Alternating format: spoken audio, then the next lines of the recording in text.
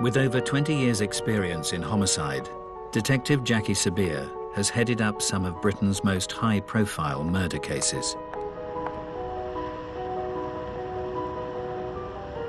She's in the suburbs of Buffalo, the unlikely site of a crime that sent shockwaves through western New York. One of the really special and exceptional things about Buffalo is actually the stability of the community here. People feel safe, and people that grow up here often come back here to raise their children. There's a good standard of living, there's stable employment, even through some very difficult economic times. And nowhere is this sense of tranquility more apparent than in the idyllic neighborhood of Amherst. Amherst has been voted one of the safest communities in America.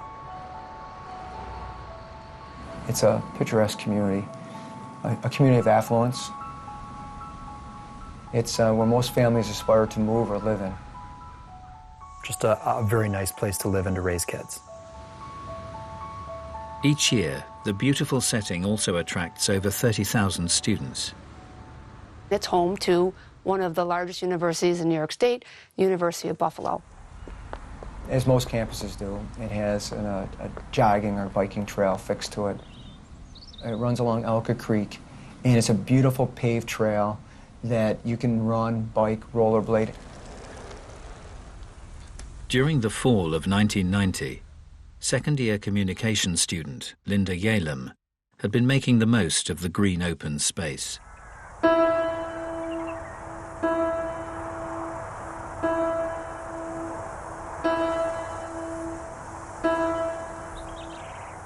Linda Yalem originally came from California. She was a marathon runner. She was training for the New York City Marathon. She's near the end of her training.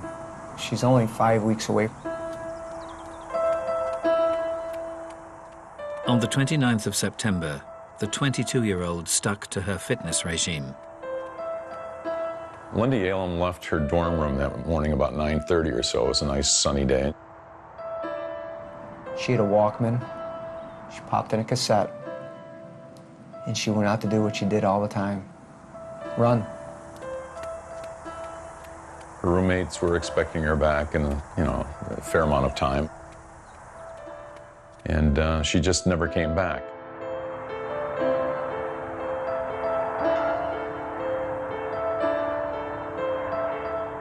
An extensive search was launched along the bike path where Linda was known to have been running.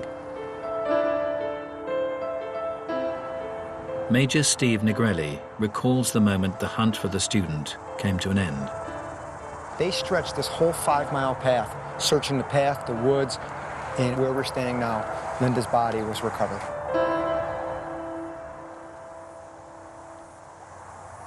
She was shrouded with her sweatshirt covering her torso.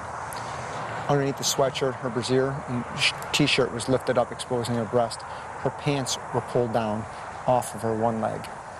Was there any signs of defensive injuries?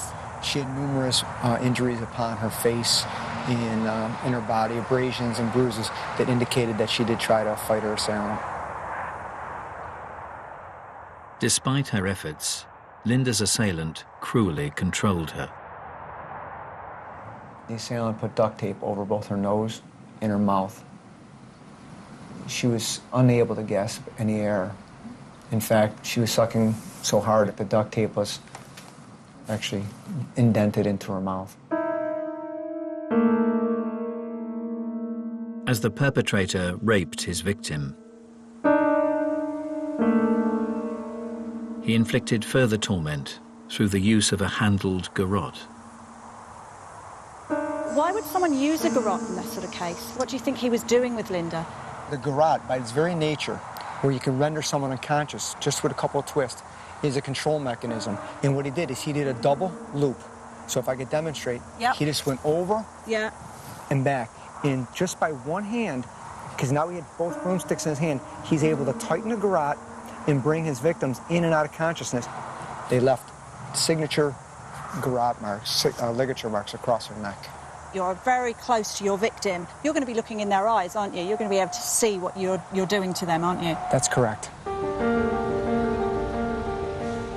Forensic psychologist Lou Schlesinger has analyzed the minds of some of history's most twisted serial killers. For him, the torturous technique carried out on Linda Yalem raises huge concerns. When you use a ligature or manual strangulation to kill someone, that tells me it's personal, because it's an inefficient way to kill somebody. It takes a long time. They could fight their way out of it. So when you kill with strangulation, that is almost always a sexual element involved, because you're seeing the victim suffer. And strangulation has been the sordid choice for a class of killer who only get their kicks out of this sadistic MO. During the 1980s, Virginia's South Side strangler, Timothy Spencer, created tourniquets from belongings found in his victims' homes. He had 2 socks wrapped around her neck and a 16-inch vacuum cleaner extension twisted in the ligature. Tampa Bay murderer Bobby Joe Long would bring his own ligature to the scene of the crime. Just left the ligature right on the victim. Why did he do it? Because for some reason that was arousing to him to see the victim lying there with the ligature just hanging off her. Right in here's where I killed her. This class of killer is perhaps topped by America's most prolific serial murderer. You think you put like five of them in there? Gary Ridgway was the archetypal guy next door, but in his hidden life, he strangled dozens of prostitutes. When I got through having a climax with her, I jumped on her. How much are you pulling on her neck? I'm pulling really hard on her neck. How? Just like this. What are you saying to her? Don't fight, and I'll let you go. No, Ridgway was never going to let him go. He got him in the strangulation hold, and he basically said to them, if you relax and just let me go through my little sexual thing, I'm going to let you go. And when she relaxed, he then strangled her and killed her. I'm feeling, I gotta kill her, I gotta kill her, I gotta kill her. They want to get close and touch the person as she's dying. This is what's stimulating for all of these individuals, like Gary Ridgway and Long, and so many of them who kill with that method.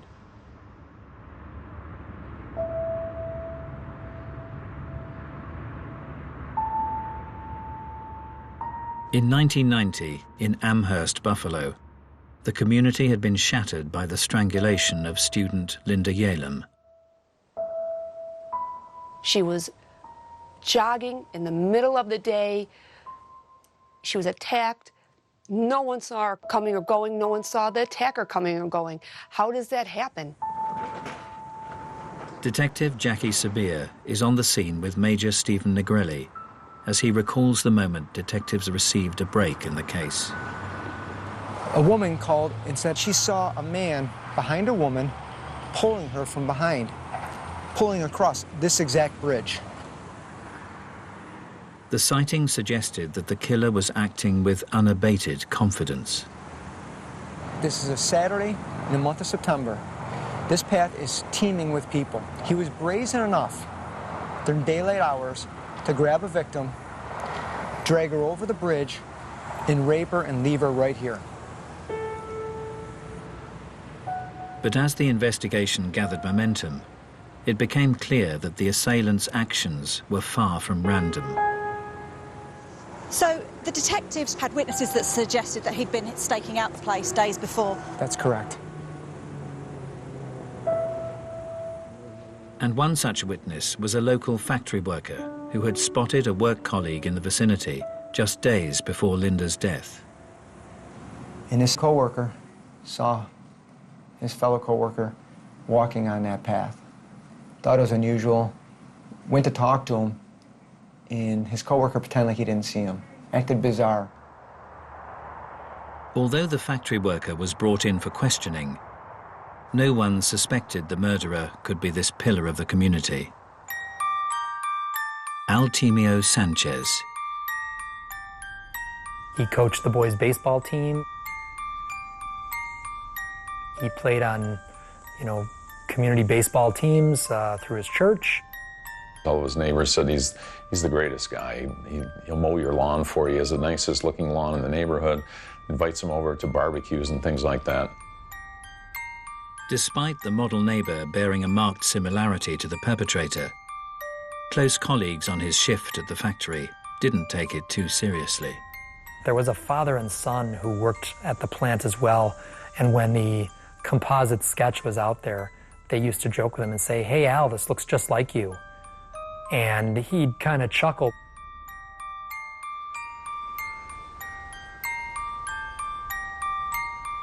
The residents of Buffalo couldn't imagine that the perfect husband and all-round good guy was concealing a double life.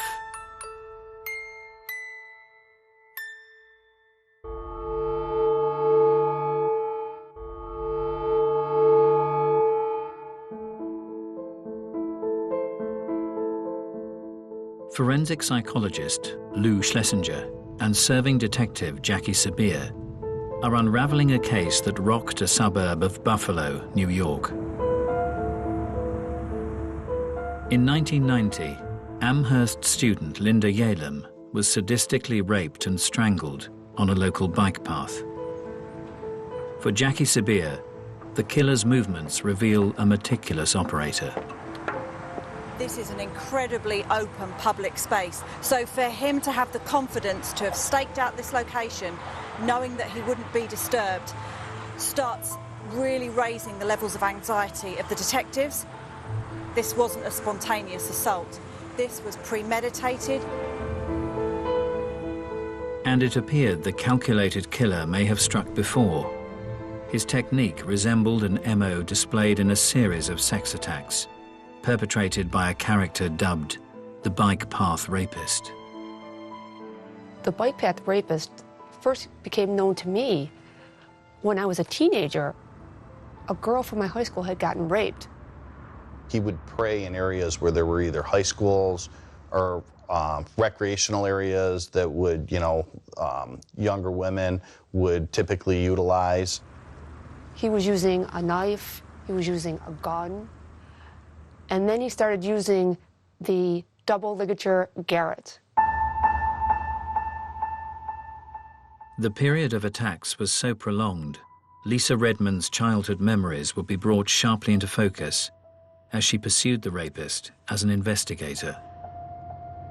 Did he cause any other injuries to the victims? Was there any other violence other than the actual sexual offence? One of the rape victims managed to get her fingers underneath the garrote, and he was choking her so hard, it actually bent her fingers. And years later, she showed me her fingers were still bent. The sex attacker cast his net wide over Buffalo's green open spaces. So we've got rapes down in this location in the south. We've got rapes here. We've got the University of Buffalo where Linda was killed. Yes. So we've got a homicide up here. We've got clusters of locations where offences happen. These you would not know unless you had knowledge of that area. He's tailoring his crime and his location to his victims.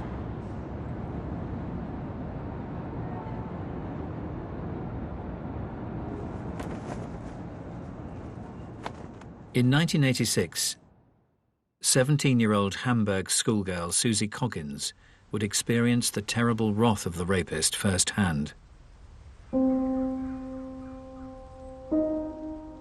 I was walking to a 9 o'clock class. That day I was running late, so I had to cut through all the bike paths to get to school so I wouldn't be late. I heard someone running through the woods. I turned over my shoulder to look, and I saw this guy. I saw the rope in his hand, and I thought, he must be running his dog or something. But the perpetrator wrapped the rope round Susie's neck, lifting her off the ground. When I went up in the air, I couldn't breathe. Everything stopped in that time, in that moment. And then he started dragging me back into the woods. And the anger in his eyes, that was the one thing that stuck with me for years and years, those eyes, the way he looked. Once in a secluded spot, the rapist broke his silence. He just asked me how old I was and if I had ever had sex before. I just kept thinking about my family. I'm sorry, I just kept thinking, I'll never see my family again. I'll never see my friends again. I just knew in that moment I was going to die. Susie was then subjected to a prolonged rape. When he was finished, and I'm like, well, what happens next? And he says, nothing. I felt like there was some guilt in his voice. And yeah, his energy changed completely from the beginning of it till the end of it.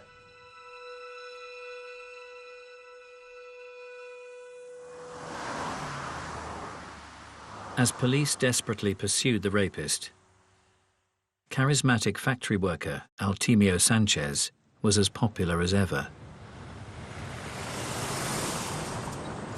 He was a jock. So people at work loved having him on their softball team, running with him, golfing him. He was an outstanding golfer. He was a guy that guys wanted to hang out with.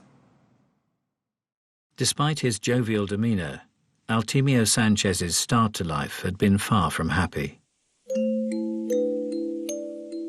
As a child, he struggled academically, but Sanchez would insist his biggest challenge was out of school, living with his alcoholic mother. She would frequently remind Al, you know, you weren't wanted. She openly told him during his life, you know, when she was pregnant with him, that she actually bought a kind of a concoction of drugs that would induce an abortion and use those drugs during her pregnancy. The unwanted child had been born into a turbulent home in 1958 in Puerto Rico. He was one of 4 children. There was family tension between mom and dad, and I believe dad left when he was very young. I think he was 2 years old when dad left.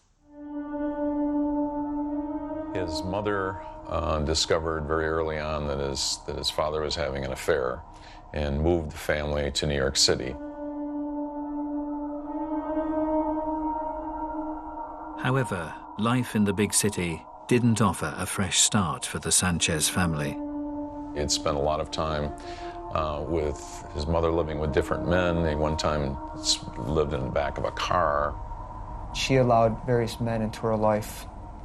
He alleges that those men abused him physically and emotionally during that time period. Sanchez stated he also repeatedly saw his alcoholic mother being abused by her violent partner.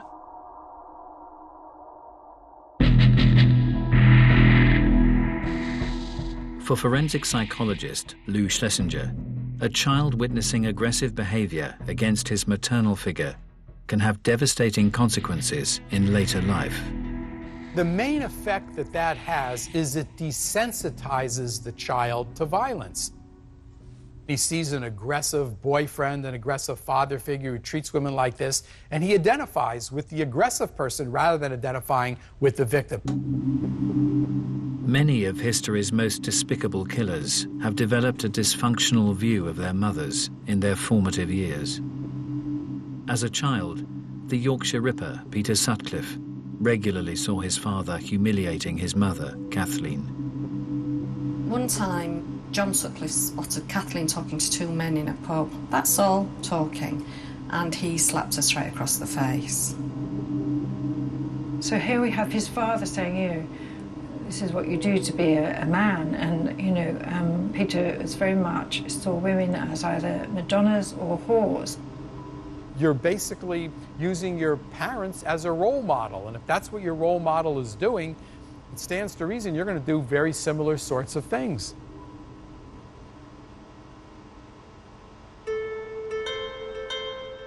But this crucial mother-son relationship can be affected in other ways. Serial murderer Gary Ridgway's maladjusted view was at the other end of the spectrum. He talked about having some sexual feelings towards her. He described in some detail watching her when she was in a bathing suit and looking at her and thinking that she dressed pretty provocatively. During one bath, her robe fell open and she was naked underneath, and he felt aroused. Gary Ridgway is an individual whose mother was very sexually provocative in an overt sense. There's nothing more devastating psychologically for a boy to see that type of behavior in his mother. It usually doesn't end well at all.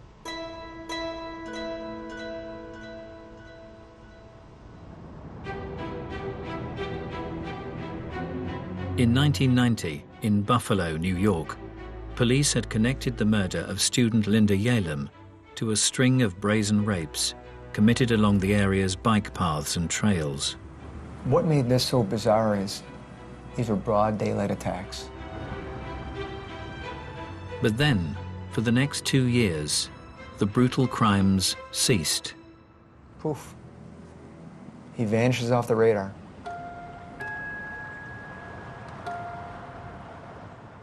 Just a short drive away from the tranquil bike paths, Exchange Street in downtown Buffalo seemed 1,000,000 miles away.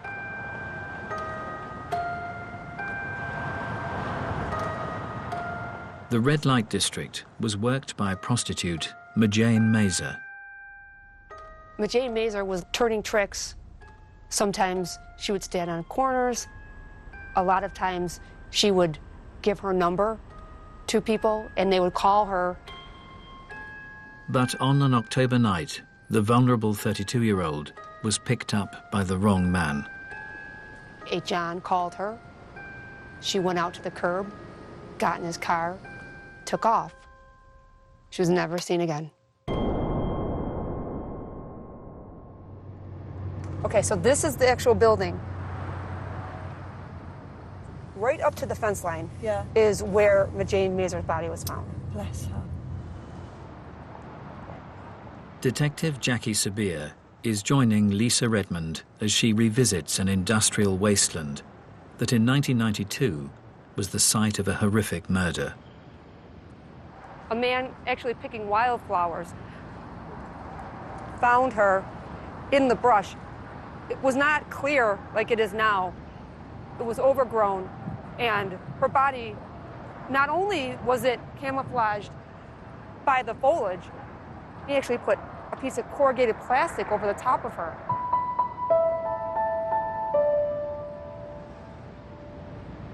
When her body was discovered, what condition was her body in? She was lying prone.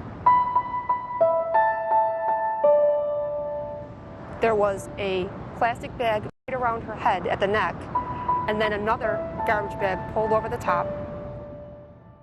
On closer examination, Majane's cause of death was undeniable. There was evidence of ligature strangulation on Majane. She had the double ligature marks on her neck, but due to the circumstances that she was a prostitute, that she was covered the way she was, the investigators at the time did not put 2 and 2 together that she was a victim of the bike path rapist. Did the detectives form an impression of who could have done this, though? What type of person would have done this? They thought that it would be someone that she knew or was familiar with because of the way the person had painstakingly taken the time to try to hide the body. As police chased up leads, they were unaware that one of Majane Mazer's regular clients was a local family man leading a double life, Altemio Sanchez.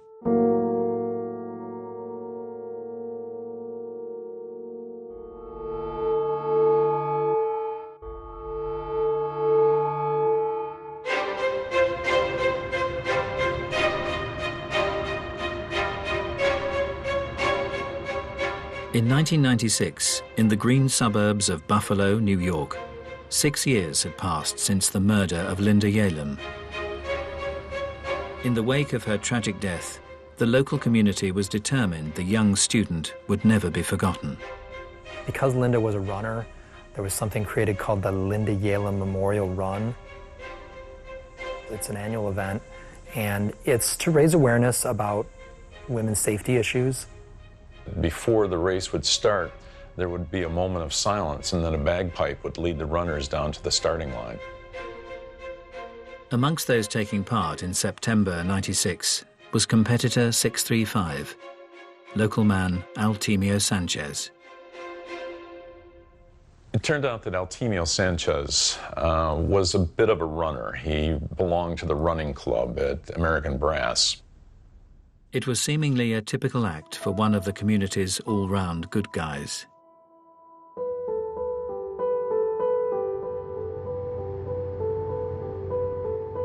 Detective Jackie Sabia has come to Cheektowaga, the neighborhood in which Altemio Sanchez set up home with his college sweetheart 10 years previously. Cheektowaga is an incredibly safe, quiet suburb, low crime, and it's great schools. And that's why Sanchez and his wife picked this location to raise their family. He had 2 sons. He was very involved in his community. Nothing remarkable about him. He just seemed like a neighbor. He was the guy that, when snowfall came, he'd be out there with his snowplow plowing out your driveway. He was a member of his local church community where he was coaching the softball league. His family were well known. He was here for a long time, so he'd established ties. In his working life at a nearby brass factory, Sanchez was also well liked. Fellow worker Ken Chakai would regularly chat with the forklift driver as his night shifts drew to a close. And your first impressions of him? He was just a normal guy? Normal guy. Very nice guy. Soft-spoken.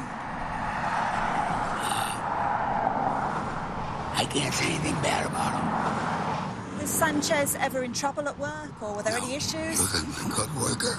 Yeah. Was there any gossip about him, or rumours? He was good with the church, the community, his family belonged to the church. He's a great guy.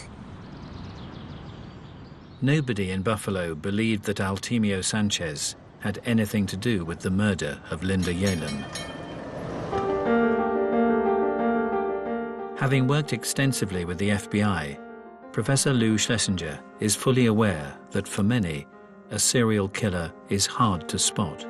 The notion of every serial sexual murderer being weird and a loner, lives in his mother's basement and, kills cats is just incorrect. To further understand those capable of concealing a heinous double life, the psychologist is meeting an offender who ruthlessly targeted women. How did you feel when you were raping someone? Oh, I felt powerful. This inmate is a serial rapist who remained undetected within his community for over a year and a half. Someone knows very little about this topic. What could you say to help them understand the mind of a serial rapist? For me, I hated myself. I felt that I wasn't adequate. The sex offense is not about sex. It's about the power and control issues. It's about the self-esteem issues. It's about a person who is desperate to be accepted and validated as a person. While you were raping women, you were in a relationship with women.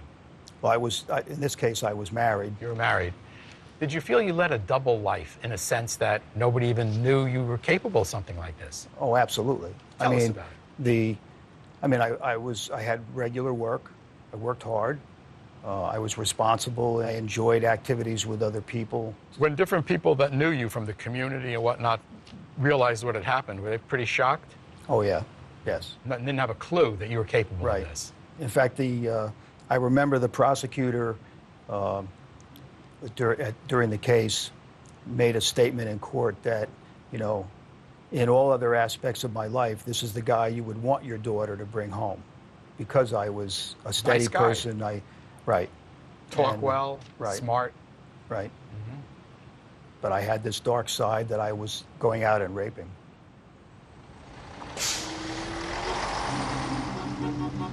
In his work as a profiler, Professor Lou Schlesinger has also experienced this chameleon-like ability in a class of killer that remained invisible to all around them. There's a large group of serial sexual murderers who have families and are married and work and have friends and acquaintances. She got sick, got her a glass of water, comforted her a little bit, and then went ahead and tied her up, and then put the bag over her head and strangled her. Over a 30-year period in Kansas, Dennis Rader murdered 10 people. All the while, the respected scout camp leader hid an assortment of sordid behavior, frequently tying himself up within the local woods. He was very big into autoerotica. What he did was to leave the campsite where the Boy Scouts were, and then he attached a camera to a cord and would take photographs of his accomplishments. Most people believe they can detect deviancy and particularly danger in others when they really can't in some cases.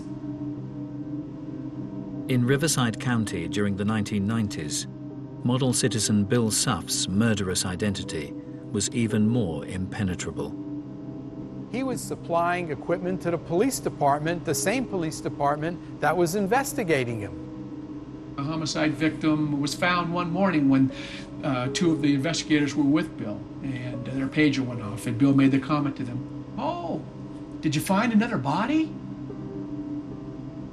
If a person interacts with you and makes jokes and seems like a normal guy, why would you possibly suspect that he's capable of such extreme deviancy?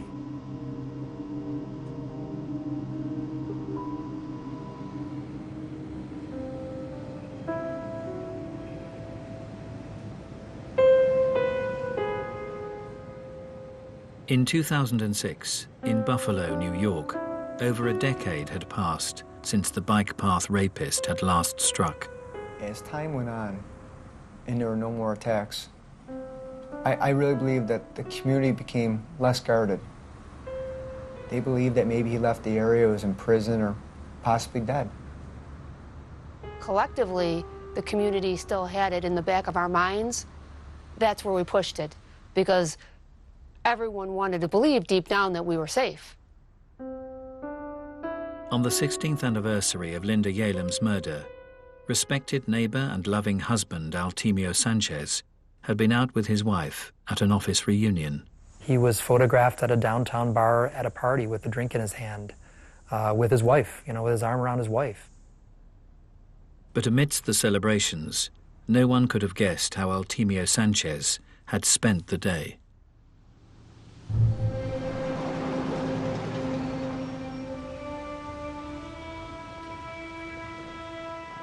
A few hours earlier, in nearby Clarence, it had been a typical Friday morning for mother Joan Diver and her young family. They sat at the kitchen table and they had breakfast together. They talked about, maybe we go to a movie tonight because it's Friday night. She had dropped her 5-year-old off at daycare and decided on a beautiful September day to go for a jog in Clarence. Joan parked her car in her usual spot before heading out along the bike path. But as the morning drew to a close, the 45-year-old didn't reappear from her run. At the normal time of pickup for daycare, Mom didn't show.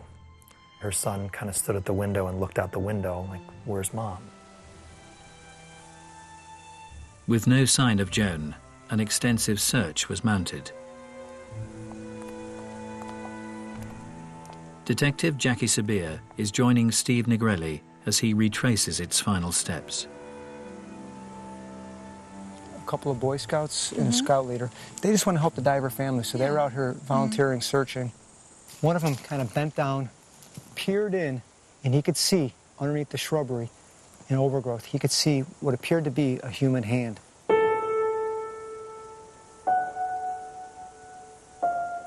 It was, in fact, Joan Diver. What did she actually look like when she was here? And she was laying on her back. Her pants were down. Her shirt had been lifted up, exposing her breast. You could see that she had been in a struggle. You could see that there were some marks on her body. Although not witnessed for over a decade, the method of murder had a chilling familiarity. Those distinctive double ligature marks on her neck.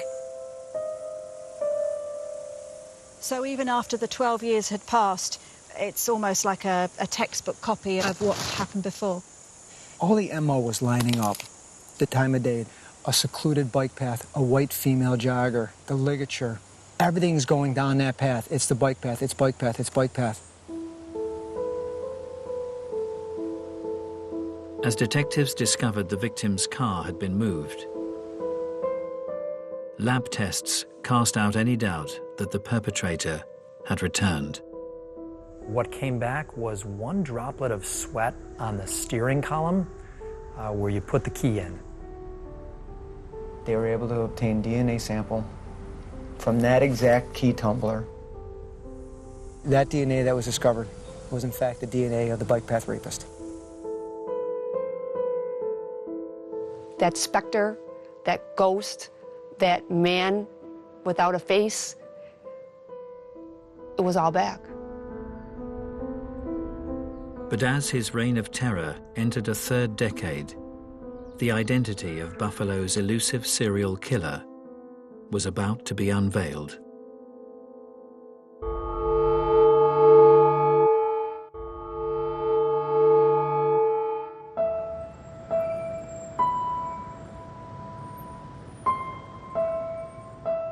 In September 2006, in Buffalo, the murder of jogger Joan Diver had marked the return of the bike path rapist after more than a decade's absence.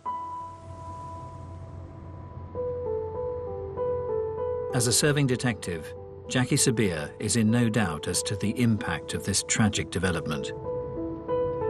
To come back after a 12-year break would have been an enormous shock to the team of investigators, because you have to relive and pull all of those files again and start practically from the beginning.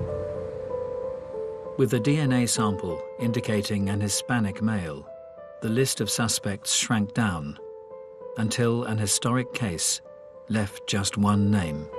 There had been a rape, and the woman had seen the rapist a few days later at the mall, followed him out and got his license plate. As the owner of the vehicle had a cast-iron alibi, the lead had drawn a blank.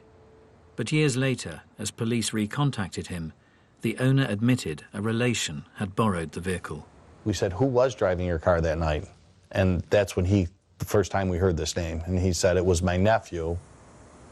His nephew's name has popped up a couple times previous in this investigation. He said it was Altemio Sanchez.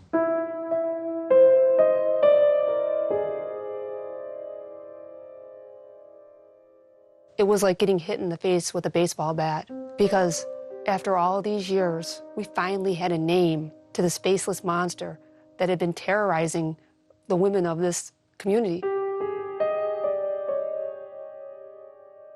With a direct DNA match, the church-going softball coach was questioned by Detective Lisa Redmond. At first, he didn't believe I was a police detective. It made me show him my badge. His attacks were about controlling women. He couldn't control her. She was in charge. It unnerved him. At one point, he said, "I think you're something else." And I noted that he said something, not someone. He referred to me as something. As news of the arrest spread, local residents struggled to comprehend the identity of the unmasked killer. Neighbors going on TV saying that we had the wrong guy, that we were wrong. Altemio Sanchez's wife, I really don't think that she had any idea what was going on. In the morning, he commits a murder. At night, he's with a work party with her. And while she's pregnant with one of their children, he's out raping, or he's patronizing prostitutes.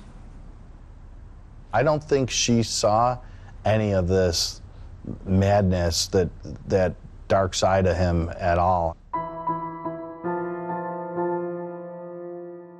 The factory night shift workers' colleagues were left equally mystified. When the news came that the bike path rapist was arrested, the one gentleman I interviewed said, "That's great, he's off the streets, finally." And then they said, "You know, it's Al Sanchez." And he swore and said, "Why are you picking on Al? It couldn't be Al." But those who had experienced the dark side of Altemio Sanchez were in no doubt that police had got the right man. I remember running as fast as I could to the TV, and I'm like, oh my God, that's him. And I saw those eyes, and I just remember falling to my knees. I just started crying. It was finally over. It was finally over. Basically what we had was a monster living amongst us that we never realized was there. In court, Altemio Sanchez would be sentenced for the murders of Linda Yalem, Majane Mazer, and Joan Diver. He's looking like he's a broken man. You know, his head's bowed, you know, his hands are clasped in front of him. Such a slap in the face to see him play that role, because he absolutely was not sorry for any of his victims. He was sorry he was caught. Whilst Altemio Sanchez presented himself as remorseful, other killers who deceived all around them have played out their final acts of freedom in different ways. Gary Ridgway quietly faced his victims. How do you plead to the charge of aggravated murder in the first degree, as charged in count 5? Guilty. Dennis Rader reveled in detailing his heinous crimes. I got on top of her and then strangled her with a belt at that time. But to fully appreciate these cold-blooded killers, Professor Lou Schlesinger believes you have to look to the past. If you want to understand an offender, don't go by how he appears in court. Take a look at what he did. What he did tells you what the offender is really like. And Altemio Sanchez's brutal history undoubtedly bears the hallmarks of this most dangerous class of killer. The guy next door who was simply invisible. Sanchez shares a characteristic of many serial sexual murderers. These offenders are in a class of their own, in as much as those who see them in their environment, and they don't see somebody who's mentally ill, who's psychotic, yet they all have a dark side, and they're extremely dangerous and extremely violent, although the average person doesn't see it.